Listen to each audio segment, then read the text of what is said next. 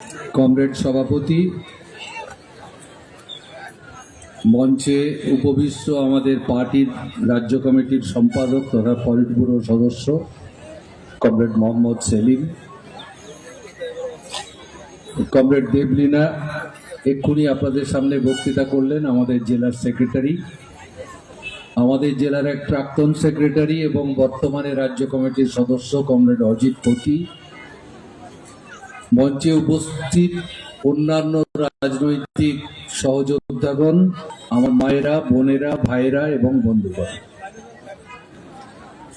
আমি এটা বিলক্ষণ জানি এই সভাটা কমরেড মোহাম্মদ সেলিমের সভা। তার কথা শোনার জন্যই আপনারা আগ্রহ নিয়ে বসে আছেন। সভা শেষ হওয়ার পরে ঘর ঢুকে যাবেন এমন ব্যাপার না, গ্রামে বাড়ি অনেক দূর যেতে হবে, সেজন্য বেশি সময় নেওয়ার আমার কোনো সুযোগ নেই। যে কথা আগের বক্তারা বলে গেছেন আমি তারই পুনরাবৃত্তি করে বলছি। আপনারা সবাই এসছেন, ভালো লাগছে, কিন্তু অনেক কার্তিক, অনেক গণেশ আসেনি। তারা কেউ হায়দ্রাবাদে, কেউ চেন্নাইয়ে, কেউ মহারাষ্ট্রে, কেউ কেরলে কাজে গেছে। তারাও খুব নিশ্চিন্তে নেই। আমি আপনাদের জিজ্ঞাসা করি যে আমাদের ঘরের ছেলেরা কেন কাজের জন্য বিভিন্ন জায়গায় ছড়িয়ে পড়ছে, যেতে বাধ্য হচ্ছে কেন? উত্তর একটাই, এখানে কাজ নেই। আচ্ছা, এটাও তো একটা রাজ্য, আর ওটাও যেখানে গেছে সেটাও একটা রাজ্য, ওখানে কাজ আছে এখানে নেই কেন? এর উত্তরটা আপনাদের জানতে হবে, আজ হোক, কাল হোক, পরশু হোক, জানতেই হবে এখানে কাজ নেই কেন। কলে কারখানায় কাজ নেই, অফিস আদালতে কাজ নেই, স্কুল কলেজে চাকরি নেই, আর মাঠে ঘাটে যারা কৃষি কাজ করে বেঁচে থাকতো বা শহরগঞ্জে যারা অসংগঠিত ক্ষেত্রে কাজ করে, কেউ মুঠিয়া, কেউ ফেরিওয়ালার কাজ, কেউ অন্য, সব জায়গায় হাহাকার। আচ্ছা, ওই যে পাঁচালী না কি নিয়ে একটা তৃণমূলরা বেরিয়েছে না, ওই পাঁচালীতে কাজের ব্যাপারে কিছু বলেছে দেখেছেন? বলছে 100 দিনের কাজ চলে গেছে তো কি হবে, আমি কর্মশ্রী প্রকল্প করে দিয়েছি, আর যাদের জব কার্ড আছে তাদের প্রত্যেককে 75 দিন করে কাজ দিয়েছি। আমি সোনামুখী তৃণমূলীদের বলবো, একটা লোককে ধরে আনুন যিনি বলবেন কর্মশ্রী প্রকল্পে আমি 75 দিন কাজ পেয়েছি। দু একটা জায়গায় বিডিওদের কাছে আমরা চিঠি লিখেছিলাম তথ্য জানার অধিকার আইনে, বিডিওরা বলেছে ওরকম কোন প্রকল্প আমাদের ব্লকে চালু নেই। আমরা সরকারের কাছে জানতে চেয়েছিলাম কর্মশ্রী প্রকল্পে বাজেটে কত টাকা বরাদ্দ, বাজেটের বই ঘেটে দেখেছি জিরো বরাদ্দ, 1 টাকাও বরাদ্দ নেই, 75 দিন কাজ হয়ে যাচ্ছে। এই কথাটা পাঁচালীতে লেখেনি। এখানে কেন কাজ নেই, পাঁচালীতে লেখেনি। এখানে কেন কারখানা বন্ধ, পাঁচালীতে লেখেনি।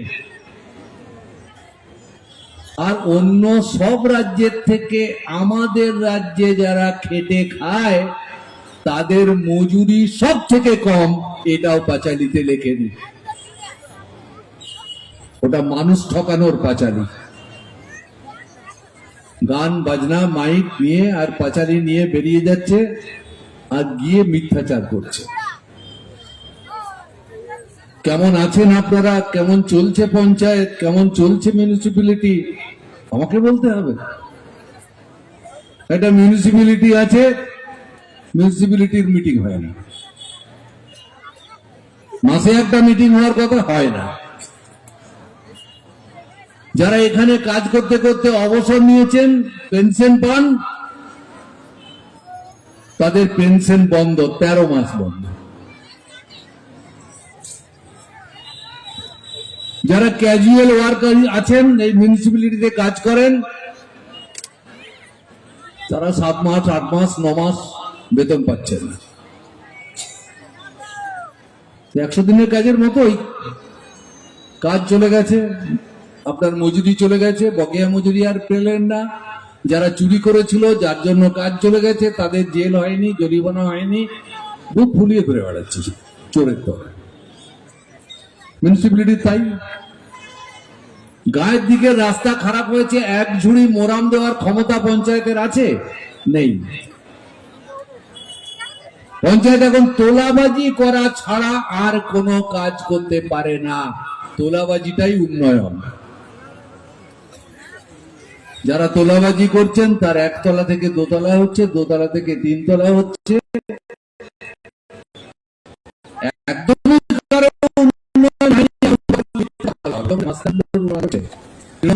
উন্নয়ন হচ্ছে, বাকি মানুষের কিছু হচ্ছে না। এটা কতদিন চলবে? আমরা এখানে আপনাদের সামনে এই সভাতে বলছি যে ঘুমিয়ে থাকলে আপনার সামনে যে পরিস্থিতি তৈরি হয়েছে তা পাল্টাবে না।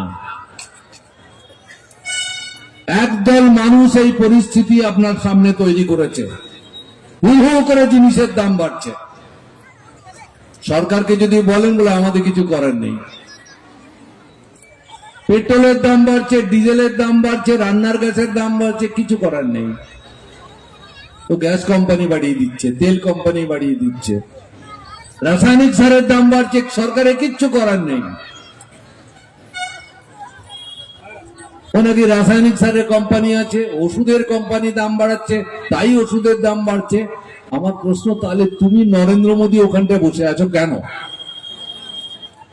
সব যদি তারাই বাড়িয়ে দেয় তো তুমি কিসের জন্য আছো? রাজ্যে যে কাজ নেই, কাজের দরজা বন্ধ হয়েছে, তারপরে উনি নবান্নে কেন বসে আছেন? এখন এদের পরিবর্তন করা ছাড়া, নীতির পরিবর্তন ছাড়া, সরকারের পরিবর্তন ছাড়া, কাজের অভিমুখকে মানুষের দিকে ঘোরানো ছাড়া আর অন্য কোনো রাস্তা নেই, অন্য কোনো পথ নেই। আমি শেষে আর একটা কথা বলবো। আমি শুনলাম এখানে নবাসন অঞ্চলে বোরো চাষের জন্য জল দেওয়া হবে না।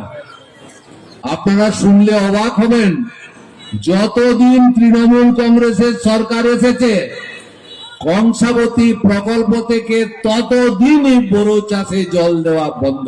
এবছরও বন্ধ। আচ্ছা, এবছরের মতো এত বৃষ্টি বাঁকুড়া জেলায় আগে কখনো হয়েছে?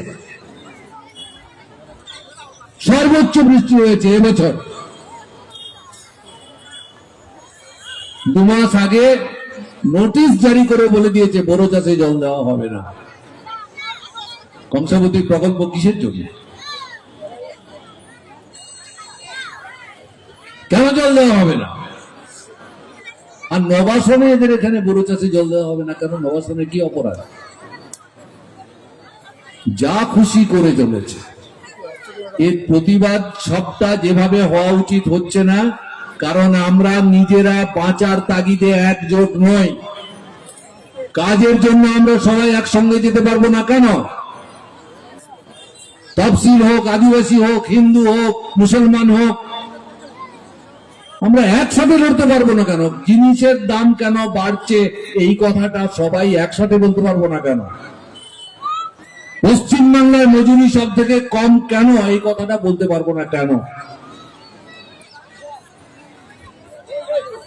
এটা আস্তে আস্তে আমাদের এই সিদ্ধান্তে আসতেই হবে যে বেঁচে থাকার জন্য যে লড়াই, বেঁচে থাকার জন্য যে দাবি আদায় না করলে আমরা মাথা উঁচু করে বাঁচতে পারবো না, সেই ব্যাপারে আমরা ঐক্যবদ্ধভাবে লড়বো। আজকের দিনে রাজনীতিটাকে অন্য ধারায় বইয়ে দেওয়ার চেষ্টা হচ্ছে। টাকা, গুন্ডামাস্তান, আর এই যে মিডিয়াকে কন্ট্রোল করার জন্য বিপুল পরিমাণ খরচা, আর পুলিশকে ব্যবহার করা, এই হচ্ছে সরকারে যাওয়া, নির্বাচনে জেতার মাপকাঠি। এই হচ্ছে রসদ। আমার যদি প্রচুর টাকা থাকে, আমার হাতে যদি পুলিশ থাকে, আমার হাতে যদি গুন্ডা থাকে, আমার হাতে যদি মিডিয়া থাকে, মানে আমার হাতে যদি প্রচুর টাকা থাকে এদেরকে কন্ট্রোল করার জন্য, তাহলে আমি যা খুশি তাই করতে পারি। এই যা খুশি তাই করতে পারাটা বন্ধ করতে পারেন আপনারা। আপনারা যেদিন জেগে উঠবেন যে এসব চলতে দেব না, সেদিন বন্ধ হবে। সেই আহ্বান জানানোটাই আমাদের কাজ। সেই কথা আমি বলেছি। আমার নেতা আছেন, তিনি আরো বিশদে আপনাদের কাছে বলবেন, আমি কথা বাড়াবো না।